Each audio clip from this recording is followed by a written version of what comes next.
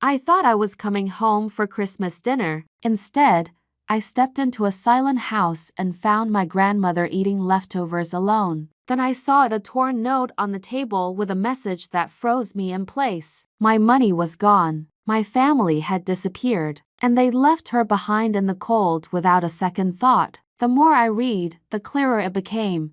This wasn't an accident. It was a choice, a cruel one, and they had no clue I was about to turn their perfect holiday into consequences they never saw coming. This note changed everything. Just a torn piece of paper waiting on the kitchen table beside cold leftovers and a flickering Christmas tree. I thought I was coming home to family. Instead, I came home to silence and betrayal written in black ink. We used your $8,500 for the family cruise. Take care of Grandma. No sorry, no shame, just orders. Grandma looked up from her plate, her voice trembling but calm. We'll fix this. I didn't cry. I didn't yell. I just flattened the note with my hand and whispered to myself, they have no idea what's already coming. People think betrayal comes with shouting doors, slamming plates, breaking, someone storming off into the night.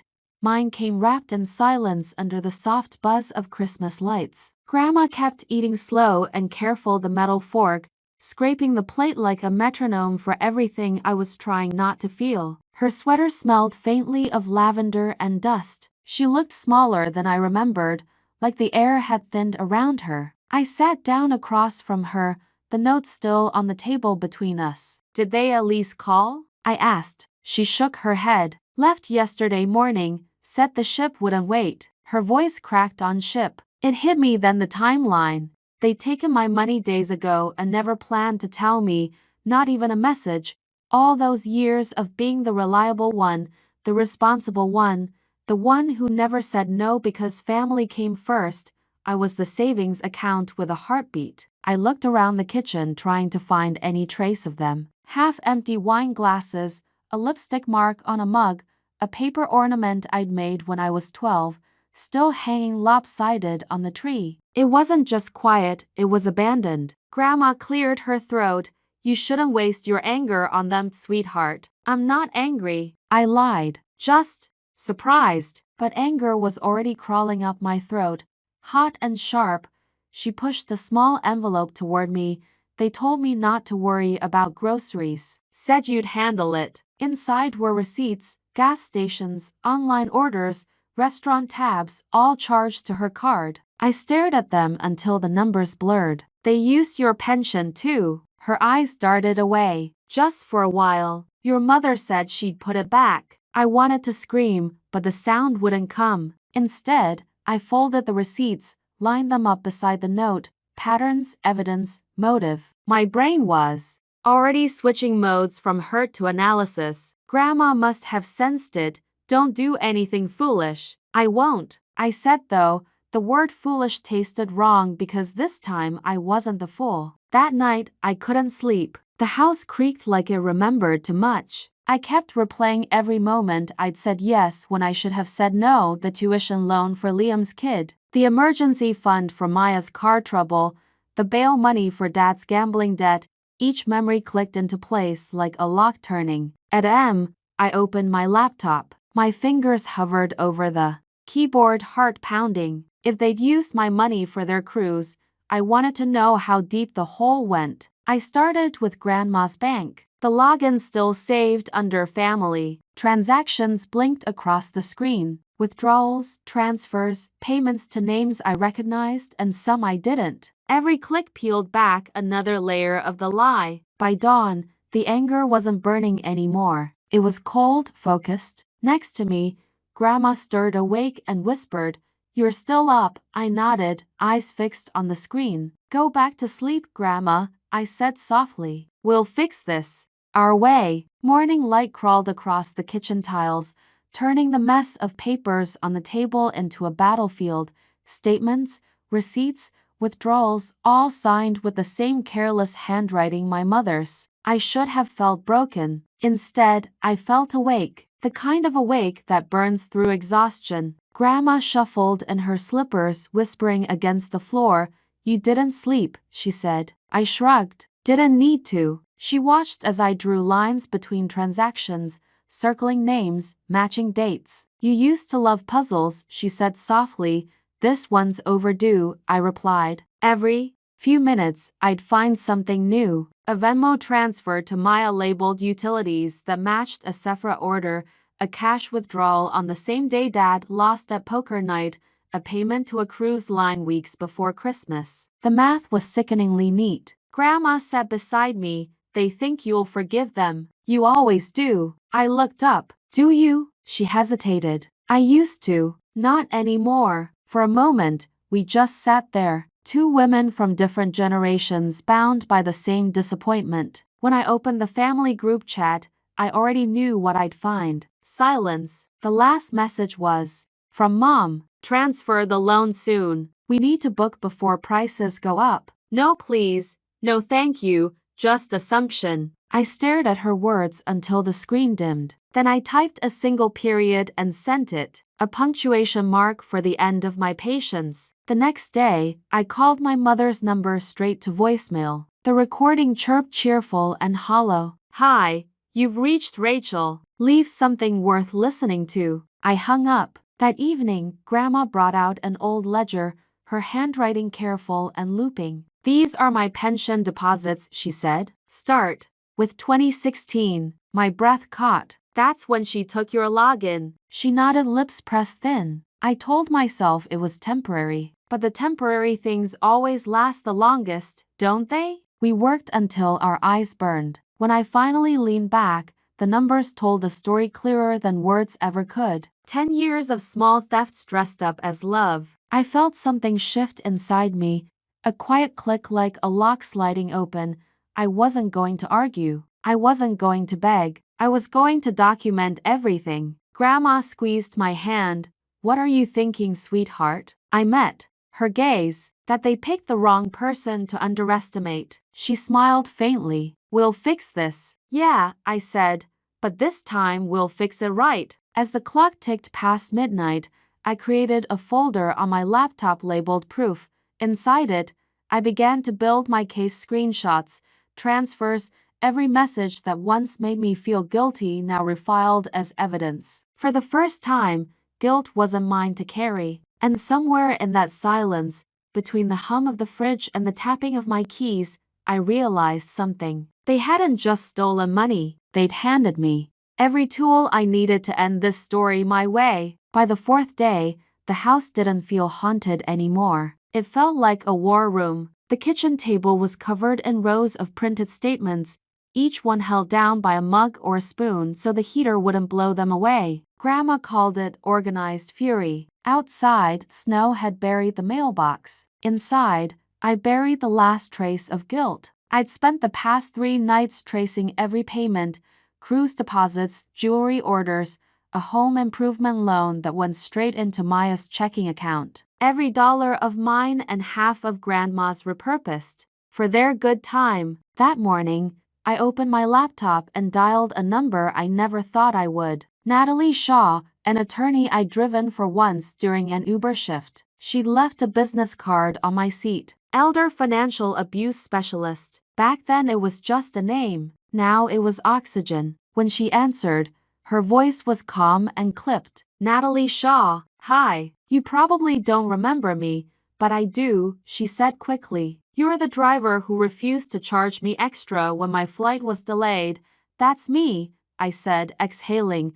I think I need your help. She didn't waste time. Tell me everything. By the end of the call, I had an email address, a checklist, and a plan. Natalie's voice stayed steady through my shaking. This isn't a family misunderstanding, Tegan. It's a felony. But we'll keep it quiet for now. Let them come back first. When I hung up, Grandma was watching from the hallway. Her face was unreadable, but her eyes glimmered with something between pride and fear. You called a lawyer, she said. I called protection, I corrected. The next hours were methodical. I scanned receipts labeled folders, transfers, cruise payments, luxury purchases, evidence of neglect. Every file I renamed felt like reclaiming a breath.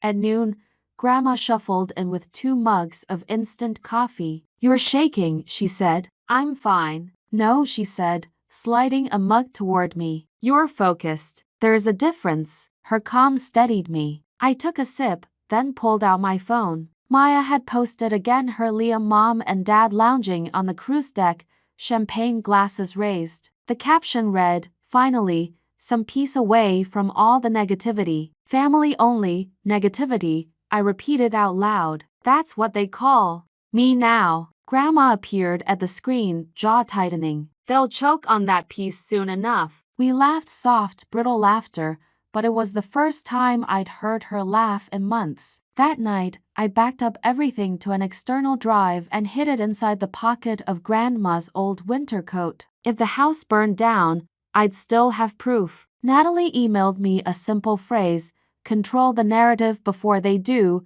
It became my mantra. I cleaned the house, not for them, but for me, took down the blinking lights, tossed the wilted poinsettias, packed away the ornaments. Each act of cleaning felt like erasing their fingerprints from my life. The night before their return, Grandma sat in her recliner, the TV playing some Hallmark rerun. "Do you think they'll even feel bad?" I asked. She didn't look away from the screen. "Guilt's a luxury, sweetheart. They spent theirs a long time ago outside." Snow fell thicker, quiet, and merciless. I imagined them coming home laughing loud, dragging their suitcases over the same floor they left covered in crumbs and lies. I pictured the moment they'd see me sitting there waiting. Before bed, I drafted an email titled "Formal Report Elder Financial Abuse." I attached the documents, wrote the summary, then saved it as a draft. Not yet sent, but ready. That was my piece, knowing I could detonate it any time. As I turned off the light, Grandma's voice floated down the hallway. "Remember what I said that night?" she called. "Which part will fix this?" I smiled into the dark. "Yeah, tomorrow we start." The next morning, sunlight spilled across the living room too bright to clean. I made breakfast, brewed coffee, set the table. Everything exactly as it should have been on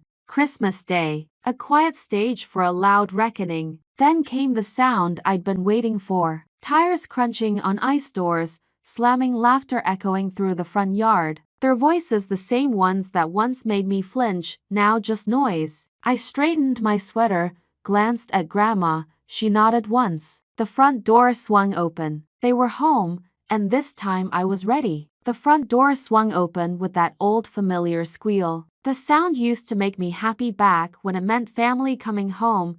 Now it just meant the storm had arrived. "Couldn't you at least shovel the driveway?" Mom's voice cut through the cold air before she even stepped inside. Rachel Harris, queen of calm cruelty, still in her sunglasses like she was allergic to reality. Dad followed, red-faced and bloated from buffet food, dragging 2 suitcases that looked heavier than his conscience. Behind them, Maya stumbled in her nails perfect, her voice sharp. "God, it's freezing. You could have turned the heat up." Liam was last carrying himself like a man who believed no one could touch him. No one spoke to Grandma. They brushed past her like she was furniture. I sat at the kitchen table, the same table where I found the note where this all began. My laptop was open. The screen glowed soft blue. "Welcome home," I said evenly. Mom froze when she saw me. "Tegan, you're still here." I smiled. "You told me to take care of Grandma." Maya laughed bitter. "Oh, come on, don't be dramatic." Grandma, sitting quietly in her chair, didn't even look up. "I'm too old for dramatics," she murmured. I gestured toward the chairs. "Sit." They exchanged confused looks, but sat down, Rachel at the head like always. I waited until the sound of their chair scraping faded, then I clicked play. The first file on the screen was a spreadsheet, rows of numbers, dates, payments, transfers from Grandma's pension, withdrawals from her account. The title at the top read, "Funds Misappropriated by Rachel Harris and Family." For a few seconds, no one spoke, just the sound of the ceiling vent humming. Dad leaned forward, squinting. "What the hell is this?" "Your vacation itinerary," I said. Rachel's smile faltered. "Where did you get?" "From the same place you got my savings," I said. "Grandma's bank." I turned the page screenshots of messages between Rachel and Maya. "Rachel, He won't notice the cruise deposit missing. He trusts us. Maya, he's too soft. Plus, who leaves grandma alone on Christmas anyway? The color drained from Maya's face. You went through our phones. No, I said you left your cloud backups unprotected. Turns out honesty isn't the only thing you're bad at securing. Liam slammed his hand on the table. You can't just spy on your own family. Grandma's voice sliced through the room, calm and deadly. You stopped being family when you started stealing from me. Silence, heavy. Absolute. I clicked another file. This one was audio. Ava's voice trembled through the speakers. They said if Tegan didn't send the money, they'd just leave her and deal with it later. I couldn't stay quiet anymore. Liam shot up. You recorded my wife. She asked me to, I said, because she was done lying for you. Dad's chair scraped back as he stood. You little snake. You've been digging into our accounts like some kind of someone who's tired of being robbed, I interrupted. Yeah, exactly that. I opened the last file, a draft email already addressed to Natalie, the state, Elder Protection Unit, and 2 local news outlets. The subject line read, Formal complaint, elder financial abuse, supporting evidence attached. You have 48 hours, I said quietly. Return every cent or I send this. Maya laughed a high, brittle sound. You wouldn't, you'd ruin your own family. No, I said you did that when you traded love for leverage. Rachel's voice dropped low. You think people will side with you? You've always been the dramatic one, Tegan. The victim. I looked at her, really looked at her, at the perfect hair, the false composure, the eyes that had always seen weakness where there was loyalty. I'm not the victim, I said. I'm the receipt. Dad opened his mouth, but Grandma spoke first. Her voice was rough but steady. I raised 3 children, she said slowly. Fed you work to jobs, and you left me with frozen beans and moldy pie while you sipped champagne on a ship I paid for. You're lucky it's her handling this, because if it were me. Her words trailed off, but her eyes did the rest. Rachel tried to smile. Mother, let's not. Don't you mother me. Grandma snapped, slamming her hand on the table so hard the sound cracked through the air. The shock of it made even Liam flinch. I pushed the envelope across the table. Inside printed copies of every document, every message. 1 copy for you, I said, and 1 for my attorney. No one moved. Then Grandma stood up. Her legs shook, but her voice didn't. Get out, she said. You can come back when you've made things right. Rachel blinked, stunned. Mom, you can't mean that. I mean it, Grandma said. And don't come crying when your names hit the papers. Maybe then you'll understand what family really costs. They hesitated. Liam cursed under his breath. Maya began to cry, but no one apologized. When the door finally shut behind them, the silence that filled the house wasn't empty anymore. It was earned. 4 days later they called, then texted, then begged. We didn't mean it like that. We'll pay you back. Please don't do this. I didn't respond. I just forwarded everything to Natalie. That evening, the lawyer called. They made payments, she said. Full restitution plus penalties. I thanked her and hung up. Grandma was in her chair knitting quietly. Was it worth it? She asked. I looked at the folder still open on my laptop, my life neatly categorized. It was overdue, I said. She smiled faintly. They thought you were the soft one. I smiled back. They were right until they mistook soft for weak. Outside snow began to fall again, covering the driveway they'd refused to shovel. And for the first time, it didn't look cold, it looked clean. It took less than a week for everything to unravel publicly.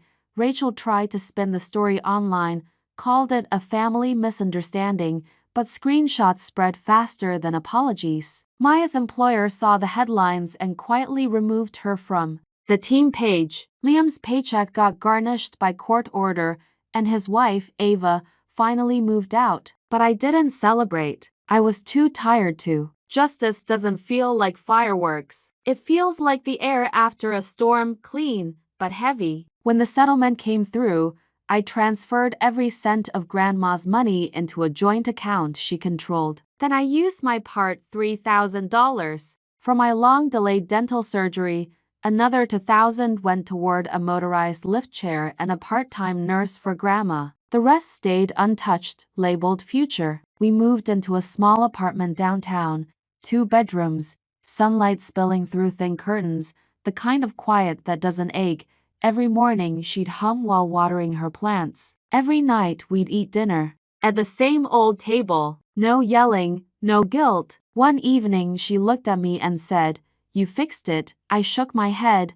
No, we did. And for the first time, the word we didn't feel heavy. It felt like home. Weeks later, I ran into a woman at the grocery store. She looked at me for a long moment before asking, "You're the one who stood up for your grandmother, right?" I nodded, unsure what to say. She smiled softly. "My mother went through the same thing. I wish someone had fought for her the way you did." Then she walked away, leaving me standing there between the soup cans and the fluorescent hum, realizing something simple. This story was never just ours. Back home, Grandma was watching the snow outside our window.